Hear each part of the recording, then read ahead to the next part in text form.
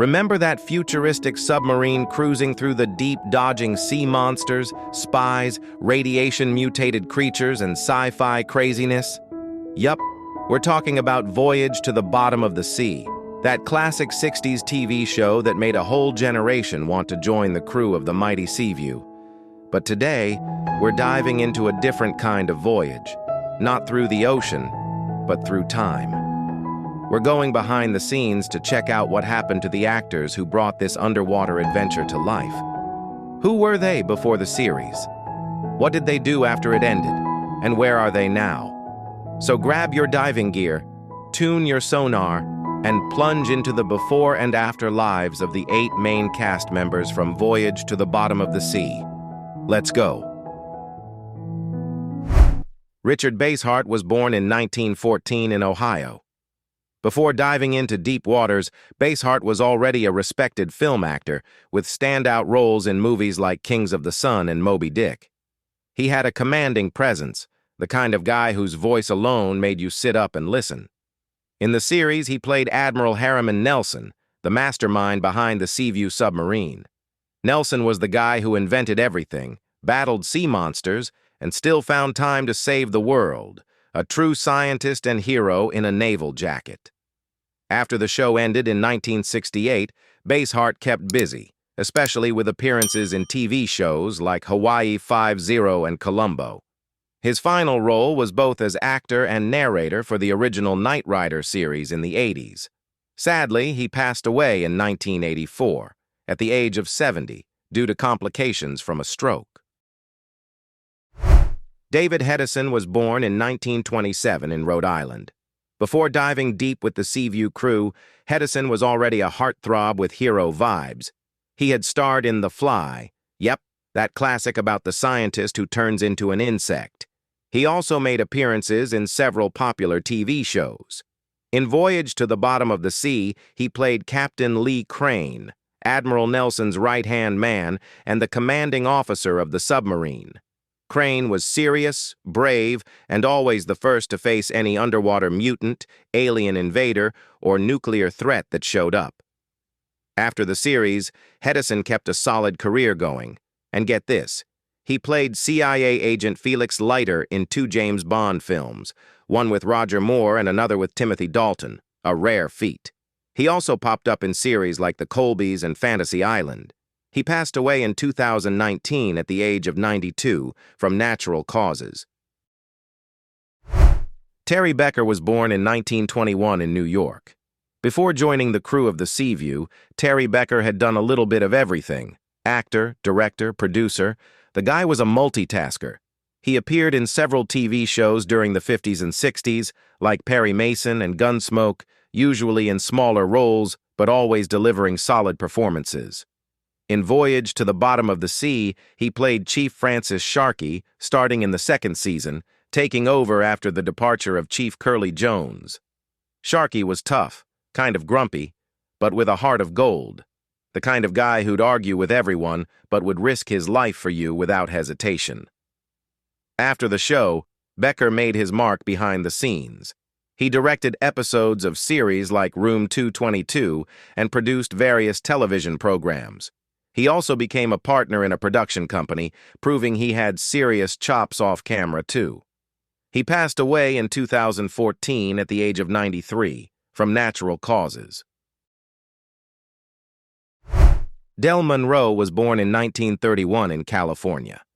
Before diving into underwater adventures, Dell had already appeared in the Voyage to the Bottom of the Sea feature film, playing the same character he'd later bring to life on TV. So yeah, the guy was a veteran crew member before the series even began. On the TV show, he played Kowalski, one of the Seaview's toughest and most loyal sailors. Kowalski was always in the thick of the action, whether he was battling alien enemies or saving the sub from sinking after one of Admiral Nelson's wild experiments. Fans loved him for being that relatable everyman, tough on the outside, but full of heart. After the series, Dell kept acting, with guest roles on shows like The Rockford Files, Emergency, and The Incredible Hulk. He never landed another role as iconic as Kowalski, but he stayed busy as a reliable character actor well into the 2000s. He passed away in 2009 at the age of 78 from heart failure. Allan Hunt was born in 1945 in California. Before boarding the Seaview, Allan was a young actor on the rise, landing guest spots on shows like My Three Sons and Dr. Kildare. He was starting to make a name for himself when he landed the role defining his career. In Voyage to the Bottom of the Sea, he played radar technician Stu Riley, one of the younger officers on the crew. Riley was the classic good guy, friendly, dedicated, always ready to help, and with that laid-back California vibe to top it off. But then came the Vietnam War, and Allan was drafted into military service. As a result, he left the show after the second season. When he returned, he picked up his acting career again and also worked behind the scenes as a stage director and voice actor. Today, Allan is 80 years old, and yes, he's still alive. Paul Trinka was born in 1932 in Los Angeles. Before joining the underwater adventure, Trinka had a few small roles under his belt, but nothing that stood out. In the series, he played Patterson, the sonar operator aboard the Seaview. He was the quiet, focused type, usually seen with headphones on, scanning for any threats lurking in the deep. He may not have been the most talkative character, but he was a key part of the crew. After all, without sonar, no one had a clue what was coming, whether it was a sea mine or a mutant sea monster. After the series ended, Trinka's acting career pretty much ended with Voyage. He stepped away from the spotlight and didn't appear in any other major TV or film roles. He chose a quieter life, and there's very little public information about what he did after the show. He passed away in 1973 at the age of 41 from a heart attack. Robert Dowdell was born in 1932 in Illinois. Before joining the Voyage to the Bottom of the Sea crew, Bob Dowdell was already making his way around Hollywood with small roles in shows like Stony Burke. Nothing too flashy, but he was definitely on the radar. In the series, he played Lieutenant Commander Chip Morton, the officer always by Captain Crane's side, handling the technical side of things and keeping the bridge running smoothly. Morton was the quiet, dependable type, the guy who kept everything working, even when the sub was attacked by a giant octopus or some radioactive creature. After the show ended, Bob appeared in a few episodes of series like Capital and Adam 12, but never landed another role quite as memorable as Chip Morton. He gradually stepped away from TV in the 90s and lived a more private life. Sadly, he passed away in 2018 at the age of 85 from natural causes.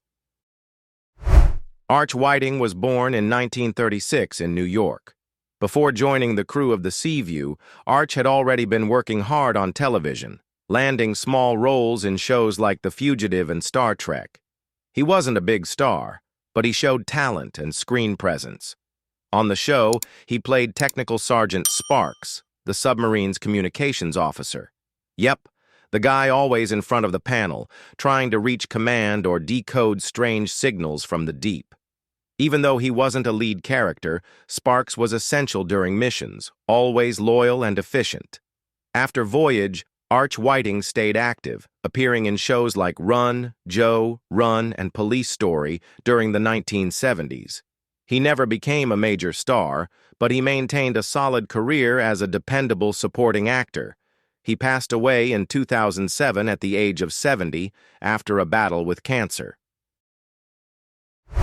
Thank you so much for watching. If you enjoyed this video and want to see more amazing content, please consider subscribing to our channel. Don't forget to hit that like button and share this video with your friends and family. Your support means the world to us, and it helps us continue creating fantastic videos like this one. Thanks again, and see you next time.